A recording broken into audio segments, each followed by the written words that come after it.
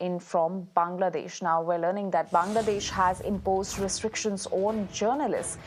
Journalists' entry to Secretariat has been restricted, and their accreditation cards have also been cancelled. In fact, the Bangladesh interim government has cited security reasons behind this move. So that's the update that is coming in from Bangladesh, where restrictions on journalists have been imposed. Their entry to Secretariat has been restricted, and the interim government in Bangladesh has cited security reasons behind this move.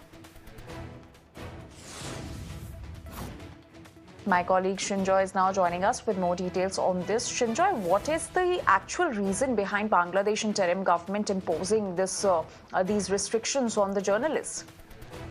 Well, there are actually two reasons. One, of course, is a suspicion.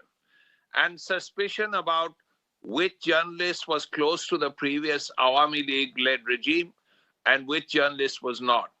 They need to find that out and decide that these are our journalists and these were their journalists. That's really one.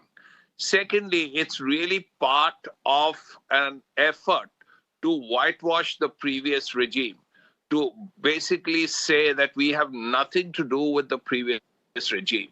Because if you see what has happened in recent times, one of the most important things that has happened since August was the fact that the Bangladesh government and the Bangladesh Navy was building a huge submarine base near Cox's Bazar. And it was called BNS Sheikh Hasina. One of the first things that this government did was rename it. So it's no longer called BNS Sheikh Hasina.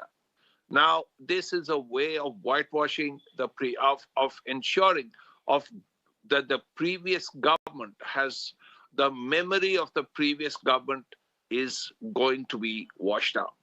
Secondly, if you see what the Dhaka University has done, it has overturned a decision taken many years ago when Sheikh Hasina was Prime Minister of not having scientific, research-based, educational, sporting ties with any Pakistani institution.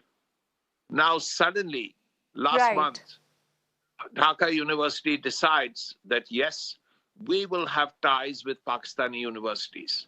So all this clearly shows that this government wants to do things that the other government never did.